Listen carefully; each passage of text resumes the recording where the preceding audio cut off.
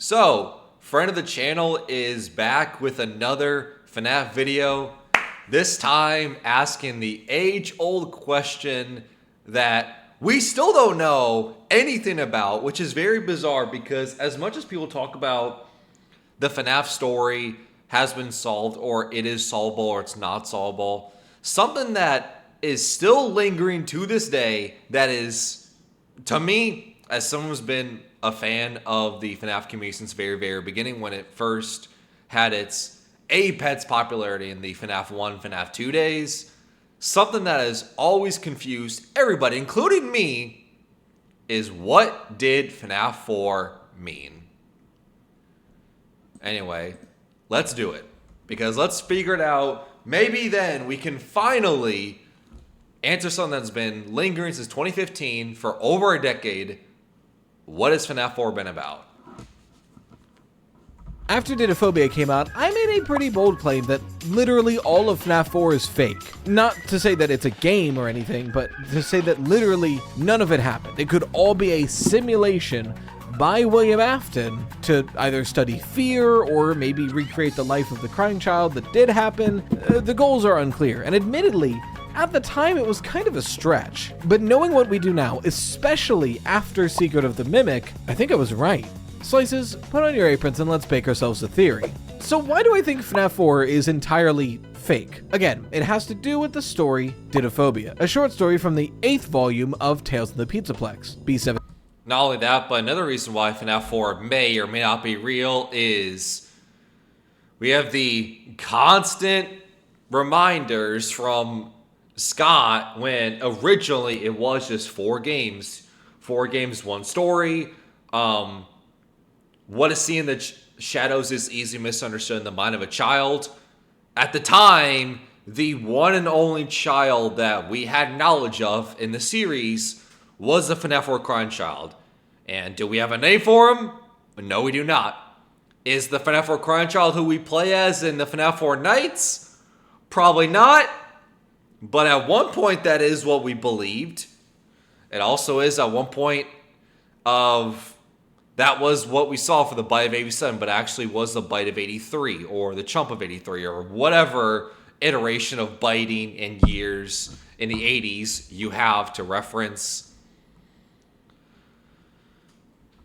And now FNAF 4 has been talked about as it's like a weird experiment gas chamber circumvented by William Afton where he's pumping like hallucinogenic gas into the FNAF 4 bedroom and he's like doing test experiments on whoever the player is in between nights with the nightmare animatronics to somehow provoke a fear response, or he's able to harness remnant of that fear response or something like that.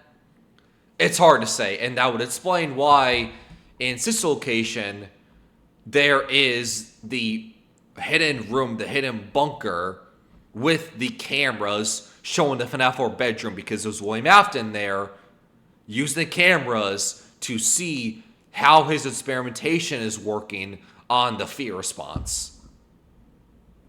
Who knows? 2. In the story, a boy named Rory is a... Long story short, FNAF 4 is weird. And for a series that is defined by being absurd and weird, FNAF 4 is a step above that.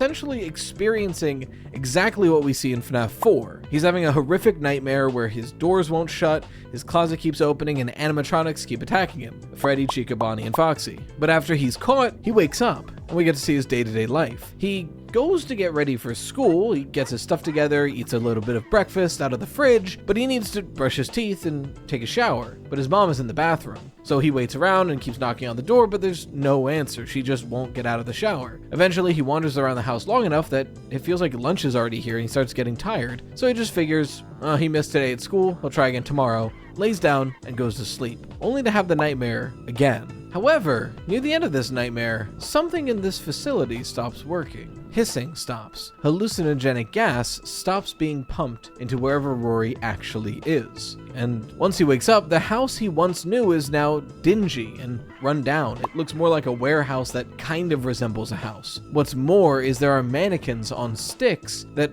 all resemble the animatronics that have plagued his nightmares, exactly where they would need to be to start encroaching upon his bedroom. He gets up to go around and notices he is significantly larger. He's taller, his Interesting.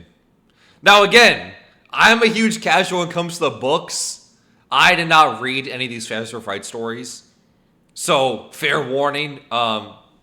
But despite me being a casual and not reading the Fantastic Fright's books myself, that does sound a lot like, I can't remember what the title is called, but it's titled The Steve Theory, which is bizarre.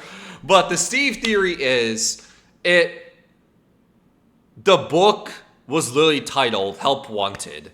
And the story goes as there is a rogue developer named Steve who is hired by Fazbear Entertainment to make games for them to, adjust the skeletons in the closet and kind of poke fun at themselves. Steve says no to the devil, Fazbear Entertainment. So it's like, all right, you say no to Fazbear Entertainment, this is what we're going to do to you. He loses his job. He becomes homeless. His wife leaves him, and all of a sudden his life does a complete 180, and now he's in need of money. So then it's like, all right, well, I'm in need of money now. Now I'm going to go back to Fazbear Entertainment and actually make games for them because, again, I'm in need of money. So he gives in, he makes games for them, and then over time he starts to become overworked making games for them. He starts to become sleep deprived, and his life starts to change. He starts to see, like, the animatronic figurines creations that he was making for Fazbear Entertainment. He started to see them in real life. And he was starting to, not be able to decipher very easily what was fact and what was fiction. Come to find out, the whole time, Fazbear Entertainment has been putting sound illusion discs all around Steve's house and making him go crazy. Not be able to tell what is real, what is not.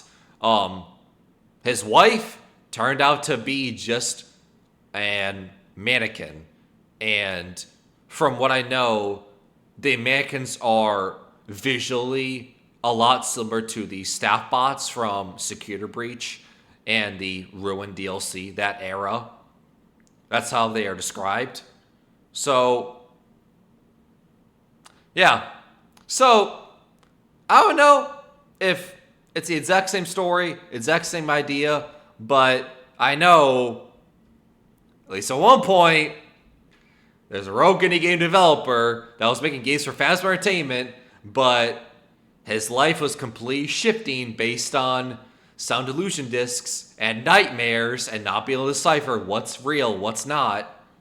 His voice is deeper, he feels strange, and eventually he gets to see a mirror where the reflection is unrecognizable. There's Rory down there somewhere, but he's maybe a decade older than what he thought he was. He continues to explore and finds out that the things he's been eating in the fridge are nutrient-dense bars that can keep somebody alive but are barely qualifiable as food. And behind them is a secret passage, one that he enters to find a machine that has been pumping hallucinogenic gas into this facility to make that bare bones layout look a lot more realistic, and make it so that he seemed like he didn't change at all. He finds documentation next to the machine to show that somebody was studying what prolonged fear with no respite would do to a human psyche. So he continues to look around this facility, and we as the reader begin to recognize it as the sister location bunker, until eventually he finds what seems to be an elevator up and a walkie-talkie, his old walkie-talkie. He tries talking into it, and somehow his childhood friend hears it and picks up. He tells him he's astonished that he's alive and everyone gave up years ago, but he'll call the police. Rory just needs to work on getting out of there. If the elevator doesn't work, maybe he needs to turn on the power somewhere. So Rory continues to investigate, and eventually he does find the power switch for that facility, but as he opens it, a voice comes over the intercom. A calming voice, one that lets him know that the outside world isn't right for him. He's been in here for years. Whatever is out there won't recognize him. It won't know what to do with him. He'll be poked at and prodded and brought on show tours to be shown off. A world that he already didn't fit into. After all, Rory, that's why you ran away in the first place. That's why you came here. That world never cared for you. But here, in this world, you'll be safe. You'll have somewhere that's home. And can you really blame a kid who's been trapped here for nearly a decade being easy to manipulate? Rory resigns that the voice is right. He walks back to the machine and turns the gas back on, choosing to live in ignorance than face whatever is to come. And he goes back to his bedroom and lies down to sleep. The most insidious thing about this, as he does this, the story pans back to where that voice came from, and a tape recorder clicks and begins to rewind. None of it was real, not even the voice talking to him. It is a crazy depressing story. Didophobia, frankly, not even that scary. It is incredibly sad though. It makes me feel really bad every time I run it. Essentially, this story is showing us that William Afton ran experiments on humans to see what prolonged fear would do to them. And it's an automatic system. So even if he disappears one day, if somebody's in there, they're never getting out. Now, what's weird though, is that even though the nightmares were incredibly similar to FNAF 4, Didophobia, and likely all of Tales from the Pizzaplex, is dubiously canon. It takes place in a separate timeline. It's a part of the canon of Five Nights at Freddy's, but it's not in the same continuity as the games. Here we go again. Are the books canon? Are they not canon? Canon versus continuity. This whole spiel. And I've said this time and time again, and I'm going to keep saying this. Yes, the games are canon. Yes, the books are canon. Yes, the movies are canon now. Everything under the Five Nights at Freddy's universe umbrella is canon. But they can be separate universes, separate timelines, separate continuities, but they all exist under that one IP that's canon. Right? And again, if you still refuse that the books are not canon, the books are not important, when it comes to answering questions about this series, right off the books. I want to say at this point there's like 3-4 times as many books as there are games in the series, so ignoring the books outright just feels blissfully ignorant. And 2, let's think about some of the stuff the books have revealed before the games came out. William Afton, the name that everybody and their mom knows, William Afton was announced before in a book before the games and Sister Location and FNAF 6 and FNAF Ultimate Custom Night. The original trilogy of books in the Silver Eyes, William Afton's name was first revealed. We know of the name Henry because of the books, again, in the original trilogy. Edwin and the story of David and the Mimic, that was in, I want to say it was the Tales, or no, not the Tales of Pizza Putz, the Fazbear Frights books, before Sting of the Mimic came out. So, again, let's see other examples. You got Charlotte being connected to the puppet, again, connected to the books. I mean, just outright FNAF Into the Pit was a normal book, a graphic novel before a game. So there's that as well. So again, ignoring the books outright just is ignorant. The books are canon, the games are canon, everything's canon. But it doesn't have to exist in the same universe, though. Secret of the Mimic pretty clearly showed that. But if this is something that could happen, did it? Because, again, going back on the whole, like, books, canon, games, canon versus continuity, there's stuff in the books where it's like, does that really mean it's canon? Does that really mean it's in the games as well? No, not necessarily. Like, for instance, you know, the, Lonely Freddy's, where they are a Freddy. It looks a lot like the second friend Fredbear in between Nights and FNAF 4. That talks to kids who are abandoned, alone, don't have any friends. And the reason why they're called Lonely Friends, the reason why they talk to kids who feel abandoned or feel like outcasts, is because they talk to them to feel friendly, only then to turn around and manipulate them and to body snatch their body and steal their identity. Again, is that something we see in the games yet? No. Does that mean Second Friend Fredbear's a Lonely Friendly? Probably not. But it happened in the books. Did it happen in the game's timeline? Now, right away, I want to clarify, I'm not trying to say that Rory is the main character of FNAF 4. Whatever this story is, I don't think it actually happened within the game's timeline of Five Nights at Freddy's. But let's examine what we do know about FNAF 4 and see if anything from that story applies here. After all, even though in the game itself, this seems like a nightmare, in the very next game of Sister Location, we see monitors showing the rooms we were just in next to a walkie-talkie inside of a Fredbear plushie. You know, the Fredbear plushie that talks to the crying child, like a walkie-talkie would. On top of all of that, we get the fuse map. This thing that you kind of look at while you're protecting yourself from Funtime Freddy has a lot of weird things about it. Like, obviously we have the major map of Sister Location, but then there's that room, which looks a lot like the FNAF 4 layout. And then there's this room, which looks a lot like the... 3 of the rooms are FNAF 4, and they're labeled Observation Room. Not only that, but we're restoring power.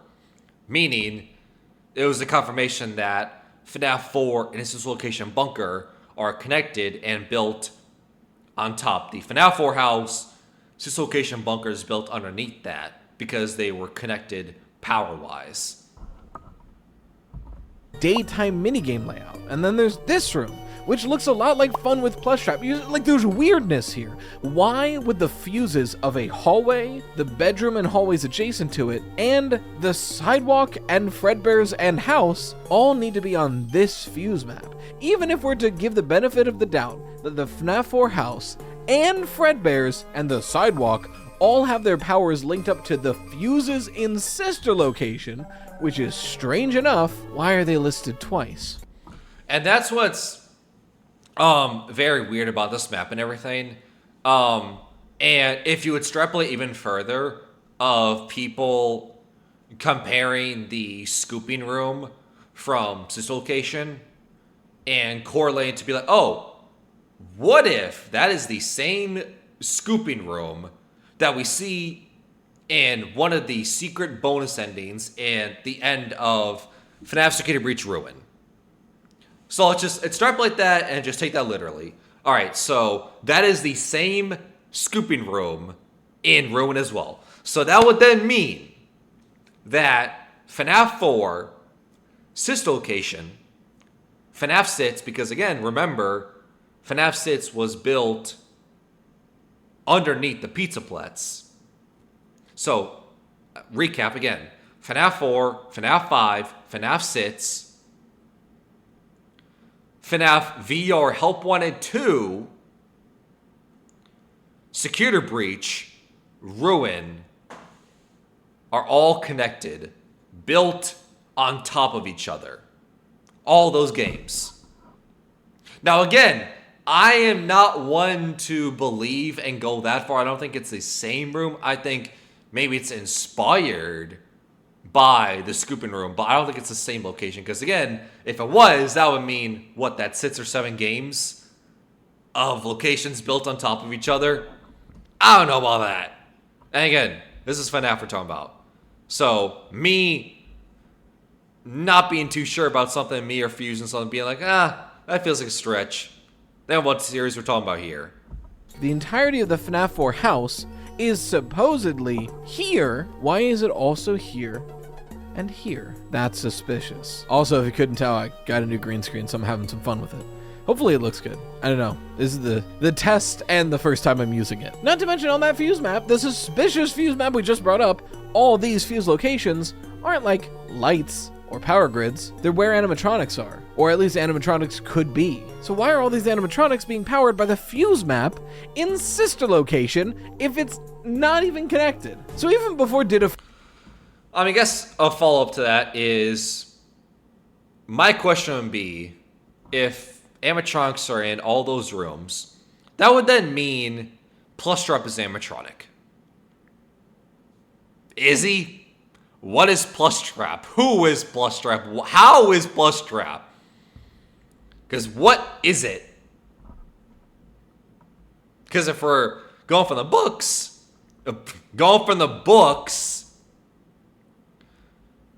talking about the books, I guess gives me to go through puberty again. But talking about the books, there's a story where a Plushtrap is a very popular doll, and one of the off-brand ones has humanoid eyes, humanoid teeth, and it's able to bite through anything, including metal garage doors. And the way it's able to stop is you hold a flashlight up against it, causing it to stop its movements. And the story ends by the kids leading the biting Plushtrap to a railroad track, and then the railroad lights come on, causing the Plushtrap to freeze in place, and then the train runs over and, kills, supposedly, Plushtrap. I think that's how the story goes, at least. Phobia came out, people were confused about FNAF 4. Was it nightmares, or is there some weird experiment going on that we're not privy to? For a long time, many people, myself included, assumed that this fuse map, and these monitors, and that walkie-talkie is just sister location trying to show us that while William Afton was doing experiments in the sister location bunker, he was also monitoring his child, the crying child, and also had his oldest son, Michael Afton, monitor him as well. Watching the crying child monitor him. Go to Fredbear's, watching the older brother terrorize the child, possibly even speaking to him through the Fredbear plushie. Like I mentioned, we have that walkie-talkie. If that's purposeful, then all these times the Fredbear plushie is like, oh, don't go there, oh, don't listen to him. That's William intercomming in just to keep his son on the right track while he watches him from these monitors. And sure, you can make that argument, but it never fully made sense. After all, we get this Easter egg in the FNAF 4 minigames themselves, where we see a purple guy helping someone into a suit.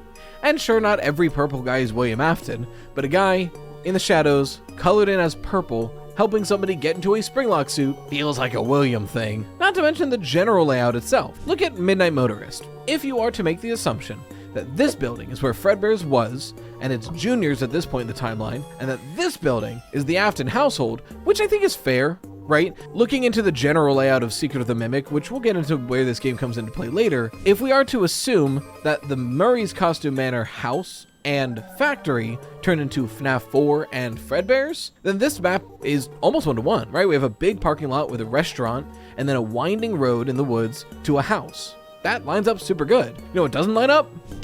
Any of this, where it's a house that doesn't even look like the FNAF 4 Nightmare Chambers. It doesn't have the same layout, and that house is a sidewalk path away and half a block from Fredbear's. That doesn't make sense. This lines up. That doesn't line up. You know what it does line up to, though? The fuse map. So what's going on here? Nope.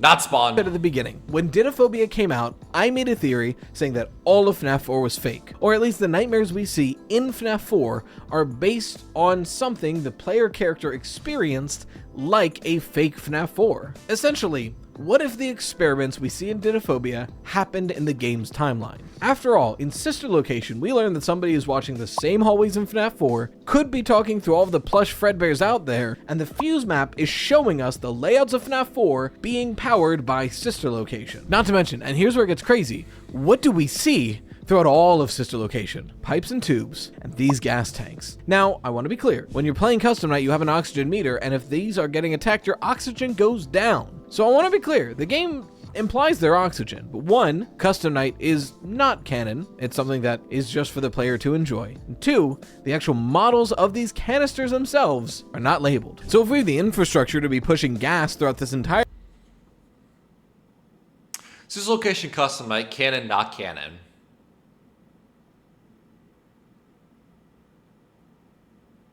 It's bizarre. Because on one hand, yeah, it's not canon. But then you think about, in between nights of the very hard mode throughout the game, and it's Michael Afton, strolling down the sidewalk in the neighborhood, and it starts off very happy, very go-lucky, and everyone's smiling, very happy and everything. But then each night that follows, that you beat, you see Michael Afton's body decay more and more and more and more. And it gets to a point where, you know what? Our plan of trying to hide in a human, trying to look, humanoid, trying to go to the service world, that's not really working out too much anymore. We're being a little bit too sus. Because, humans typically don't have dark, violet purple skin, right? So when it became too obvious and too suspicious of, hey, we don't look humanoid anymore, that's when Ennard yeeted out of Michael Afton's body into a sewer. Now, obviously, what comes after that event is Baby and Ennard have a back and forth disagreement of, who is, the dominant one of the clan, so to speak. So Baby gets voted out of Ennard and becomes an outcast. That's how Baby goes from Circus Baby to Scrap Baby in FNAF 6 and FNAF 7 onwards. And that's how we get Molten Freddy. Molten Freddy is the remnants of Ennard. But now that Michael Afton is no longer the skin suit, and Baby was no longer part of Ennard anymore, the remaining parts of Ennard became Molten Freddy. Then that's how we see him in FNAF 6 and FNAF 7. So, is Custom Night, is Custom Night Sister Location? Is that canon? To me, yes and no. Like, on one hand, the nights themselves are canon? No. But, in between nights, I would say it has to be canon. Because otherwise, Ennard, Scrap Baby, Michael Afton, being suspicious, having a literal purple body, that Thanos Snap goes away if it's not canon. Like, that has to be canon then. Right? Facility and dozens of canisters of unmarked gas, it's not a far stretch to say that one of the functions of Sister Location was to pump this hallucinogenic gas into this FNAF 4 testing chamber. So what's my pitch here? Am I trying to say that FNAF 4 was somebody being kept in a nightmare chamber for years on end? Well, I didn't just say nightmares. Think again to those day minigames where we walk around as the crying child and get tormented by everyone around us. In those minigames, we wake up, we are told what to do by Fredbear, we try to accomplish that, either we're in a closet, or we're trying to get to Fredbear's, or we're trying to get home. Eventually, we're terrified by something, burst out into tears, Fredbear tells us tomorrow's another day, and the minigame ends, assumingly we go to sleep. Sound familiar? This minigame could just be shortening what the crying child experiences throughout a day for the sake of being a video game. But if we take this literally, we have a child who has a horrific nightmare and then wakes up, wanders around while trying to do something, failed to do the thing, gives up, and goes back to bed. This is verbatim what Rory is doing in Didophobia. He has a horrific nightmare, he wakes up, he tries to go to school, he can't because his mom is in the bathroom, so he gives up and he goes back to bed. This is the same thing. What if not only the night... Also, I could be wrong about this, but the mom, you could say mom be in the bathroom, but let's just say it's not that specific. The mom is out the picture, is what I want to say. The book and the game, the mom is gone out the picture. Right, bear with me for a second. We believe that Mrs. Afton is out of the picture in the timeline FNAF 4, FNAF 5 Dislocation era of the timeline, because they go on to be Ballora. Now, whether Mrs. Afton is dead, William Afton kills her, like, I don't know, or just simply Mrs. Afton leaves, divorces William Afton because he becomes an absent father. He, becomes so obsessive and so, addicted to animatronics, his goal for immortality, harnessing Remnant, trying to put the FNAF 4 Crying Child back together in little robot form, like doing all these things. He became absent, so Mrs. Afton either left him, was killed, something. She's gone. Right? She's gone. However much you want to take that. That's why she may have been built in the likeness of Ballora, because that's why Ballora, throughout all of her appearances in Sister Location, in Ultimate Customized FNAF 7, FNAF VR, Help 1 and 2, her eyes are closed. Always. Because that is William Afton's interpretation of Mrs. Afton. Her eyes were closed. She was blind to William Afton's goal of immortality, or trying to put the Crown Child back together, or something. She was blind to it, and that's why her eyes are closed. Ballora's eyes are closed, and we believe Ballora is linked to Mrs. Afton. So the book has a young child, and the mom is gone, absent from the picture. Yes, in the bathroom, but absent. The games, FNAF 4 Crying Child, has him, older brother, and good old William Afton hiding out in the Sister Location bunker watching them. And then the sister is dead because maybe she goes on possessed baby. I'm assuming that the baby incident happened before FNAF 4. That's how the bedroom is empty. But in both instances, the mom's gone. Very interesting.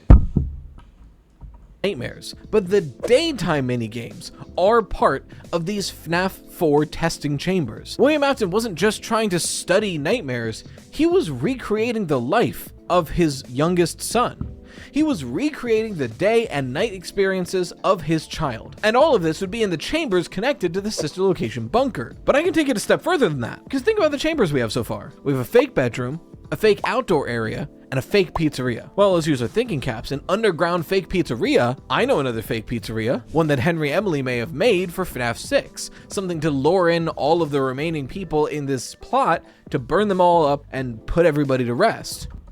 And that did absolutely nothing, because fire doesn't work. But now, what makes more sense? The idea that Henry Emily made an entire fake pizzeria as a trap for the players still in this area to try to lure them in and burn them up, or Henry Emily, after realizing what's still going on, goes to visit the Sister Location bunker and finds an entire fake world down there. A fake street with fake trees and a fake pizzeria. Something connected to these maze-like chambers with gas infrastructure. Something that he could lure animatronics inside of. And once in there, For whatever reason, William Afton had already built this test facility to be able to be pumped full of gas. Now, it was used for hallucinogenic gas when there was a human. All Henry would have to do to make this plan work is source a good amount of flammable gas. Any flammable gas. Once all the animatronics are in there, use the very same infrastructure to fill it and light it, finally putting to rest the entire series. So I was making the claim that FNAF 4 was fully fake. They were chambers built to induce the life of the crying child, and then they were left attached to the sister location bunker. When Henry had to do FNAF 6, he went down there and used those things to lure everybody in and burn them all up to put everything to rest, literally burying everybody alive in the rubble. And it is a bit of a bold claim, built off of, admittedly, a crumb of evidence, but Secret of the Mimic may have very well proved it. Secret of the Mimic gave us a lot of lore about the history of Fazbear's, but Yep, and it's very confusing. They did give a history lesson on Fredbear's for sure, but man, Edwin built everything. Henry, William Afton built nothing. They all just stole it. Maybe not Henry so much, but certainly at the very minimum, William Afton, Henry was kind of maybe forced by William Afton to follow him. But Edwin made everything. Just, it's bizarre. And I still cannot get my head wrapped around it. Despite the game came out in, I think, June. We're like 9-10 months later. And I still cannot wrap my head around it. Because the issues I have with that interpretation is how similar Edwin and Henry are. And I've said this time and time again, leading up to Secret of the Mimic, that Edwin and Henry's backstories are the same.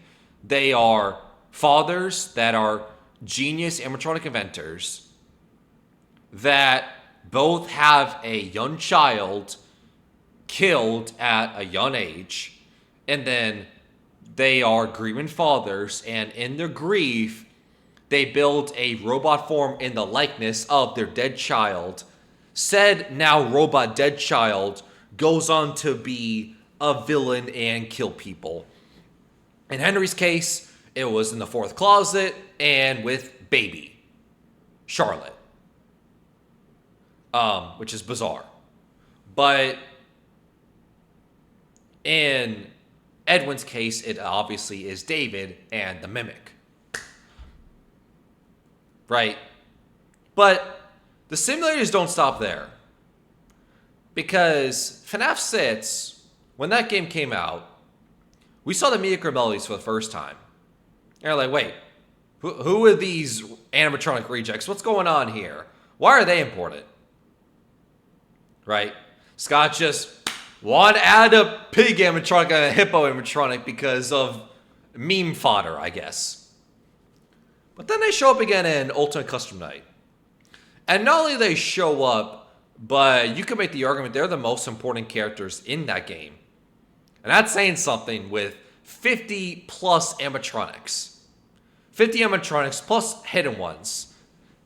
Those, I think, 4 or 5. I think there's 5. Most important ones in the entire game.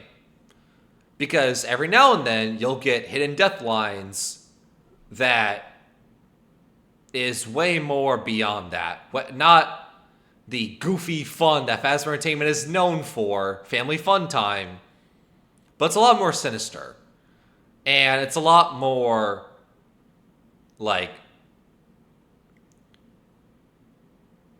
it really got people's mind cogs turning of Cassidy, the vengeful spirit, was linked to the Miracle Melodies. That's where it originated from, was those hidden death lines. Right? And so, okay, cool. So, Cassidy, the vengeful spirit, is being vengeful for William Afton, banishes to hell, and that's what Ultimate Custom Night is. Okay. Seemed pretty explicit, cut and dry. We understand that. But then, more books came out. And one of the books talked about I think his name was Porter. I don't think it's Potter. I think it's Porter. Anyway, again, he's a dad, genius inventor, and the book talked about, like, explicitly, there was like a Southern pig playing a banjo, a knockoff Freddy to avoid copyright, and then a weird bird thing, a weird bird girl was one of them that they talked about. You're like, huh. Weird bird girl is not one of the Miracle Melodies, at least not from the 4 or 5 that we saw in FNAF 6 and Ultimate Custom Night. So, who's the weird bird girl? And you're like, oh, weird bird girl. Chica, perhaps? Is Chica a Miracle Melody? And when you start to think about it, you're like, oh, Chica may have been a Miracle Melody. Henry may have been tied to the Miracle Melodies, and thus Chica. The reason why I say Henry's tied to that is because, again, I don't know if I'm making sense, if I'm just rambling, doing these points back and forth. Because, hey, despite FNAF being very abstract, up in the air, and that's why it's so popular, there still is some things that we've been told. So, apologies if I'm just rambling, not making sense. I'm going from just, I'm like a dog chasing cars. I don't know what I would do if I just catch it, so I'm just going point to point to point. So, apologies if it's hard to understand and keep up. But there is a distinct design detail between William Afton animatronics and Henry animatronics. And it was a split jaw. Like, the Font animatronics, which we know are tied to Afton Robotics, they do not have a split jaw. Both the top jaw, bottom jaw, the whole faceplate is just one complete unit. Right? But then you get into the Miracle Melodies. Again, Miracle Melodies. FNAF 6. We know everything in FNAF 6 is tied to Henry.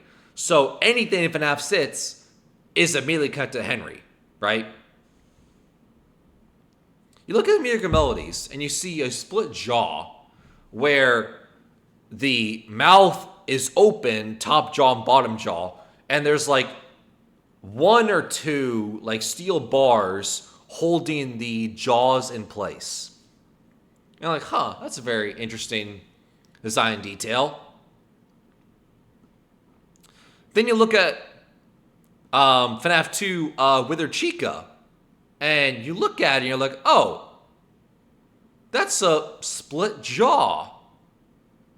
Split jaw on Withered Chica in FNAF 2. FNAF 6, Miracle Melodies, had a split jaw. Huh.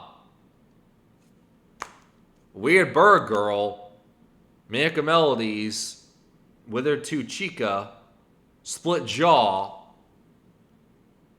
Interesting. Now, that all being said, coming back to the original point, you then get to Tetsuya the Mimic. And it's now believed that Edwin, or it seems like it's more explicitly his wife, Fiona, may have been human Fiona or F10N4, the Mrs. Machine. One of those versions. They designed Chica because they had the blueprints. So it's like, wait, so Chica is not a Miracle Melody? They aren't tied to FNAF 6? Then what is that split jaw about that we see in FNAF 2?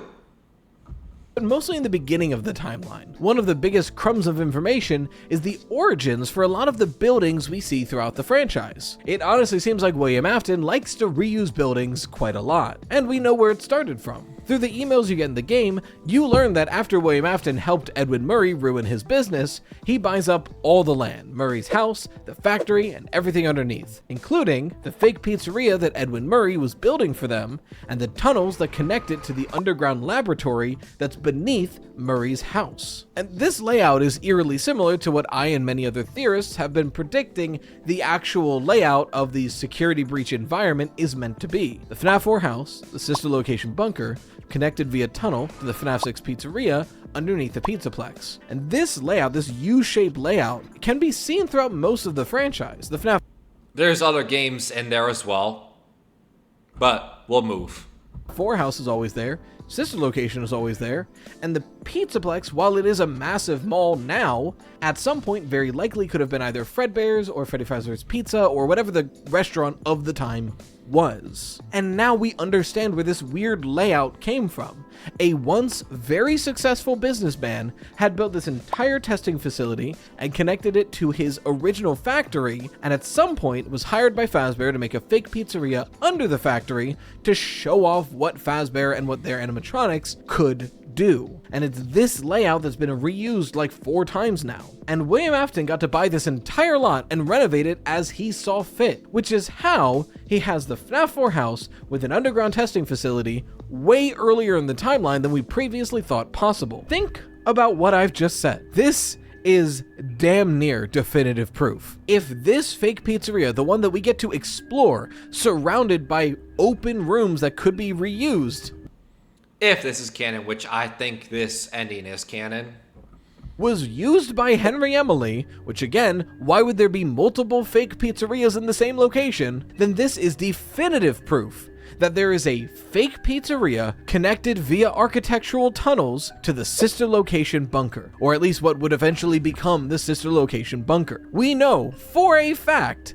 that there is a fake pizzeria that looks an awful like what we see in FNAF 6 and what we get to explore in Security Breach, and could work for the FNAF 4 daytime minigames, connected by a series of rooms to the place where sister location would be set up. Not to mention, on top of all of this, this infrastructure, the one that William would eventually use to make sister location and FNAF 4 into reality, would be being purchased at the same time that William Afton gets his hands on the Mimic, something that is built specifically to recreate what it sees. So if he was trying to recreate the crying child's life and death, maybe it was to put the Mimic through that. Who knows why? I can't understand the guy, but like, everything is here for this. This is our building's timeline. For whatever reason, after purchasing all of this land, William Afton continues to flesh out the fake pizzeria, use the surrounding area to make a fake outdoor area, and use the area towards sister location to make a fake house that he can put somebody in and observe whoever's inside. And he uses those to create never-ending nightmares and listless days. A near limitless supply of this hallucinogenic gas being pumped into the walkways in pizzeria and house, so it looks just real enough to trick anybody who's in there. And long after William Afton's done with them,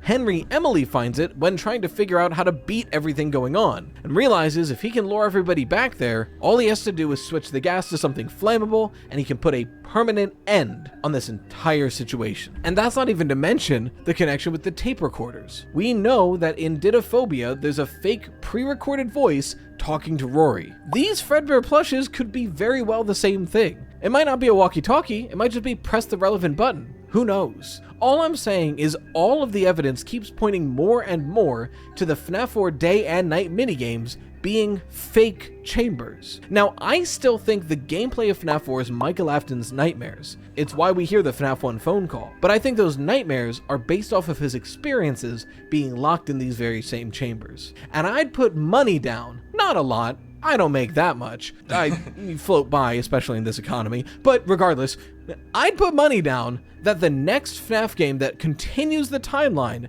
is going to show us somebody exploring the rooms we see at the end of Ruin and eventually finding their way into FNAF 4.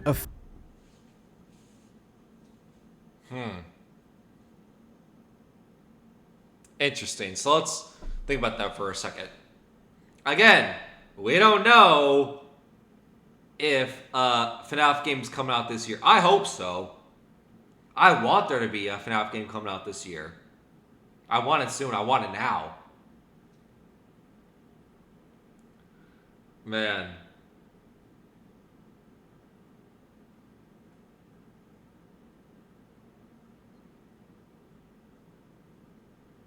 But what does that mean? Hold on. I also think the video is wrapping up so I can take the headphones off. But what does that mean? If FNAF 4 died ruin, aha.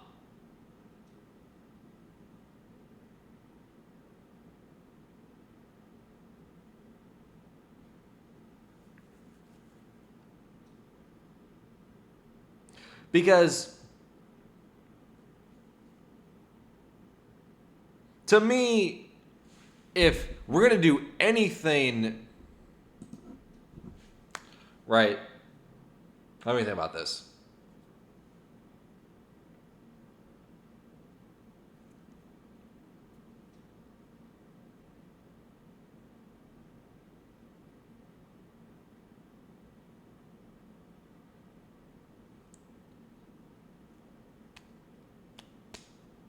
Right. All right. So, bear with me for a second.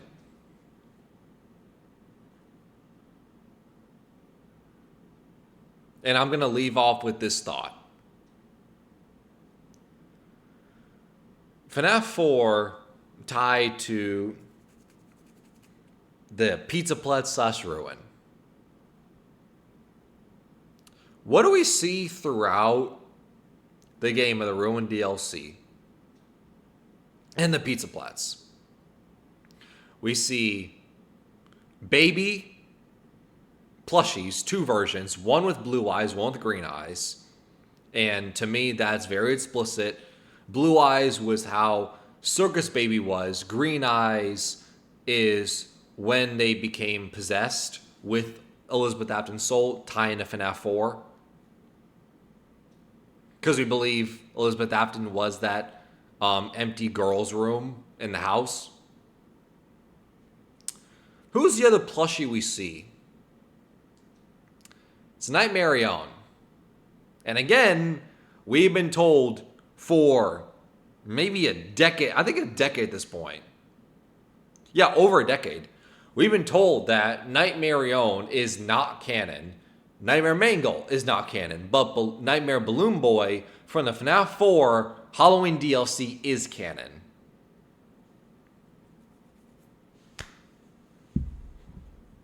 To me, this is maybe just be a huge swing and a miss. But in my eyes, in my opinion, if that is true, I think we need to start to rethink, is Nightmarion actually canon? What does Nightmarion mean? Is he actually canon? Because again, how else do you get the plushies in the Pizzapletz? Cut into FNAF 4, the first time where Nightmarion existed. Right? But man, that... I just want a FNAF game. That's it. Like, I just want another FNAF game because I just want to see what twists and turns they do this time.